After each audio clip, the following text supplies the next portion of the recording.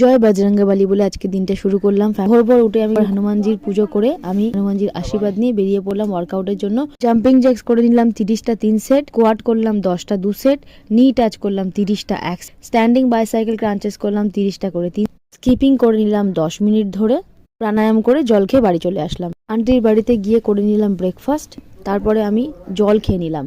একটু টুকটাক কাজ সেরে দুপুরে লাঞ্চ করে নিলাম। 1 ঘন্টা পরে বাতাবি লেবু খেয়ে নিলাম। একটু রেস্ট নিয়ে শুরু করে দিলাম সন্ধ্যের ওয়ার্কআউট। করে নিলাম abdominal crunches, leg raise, heel touch, mountain climber, plank, cobra stretch, butterfly exercise. এর খাবারে ছিল সবজি সেদ্ধ।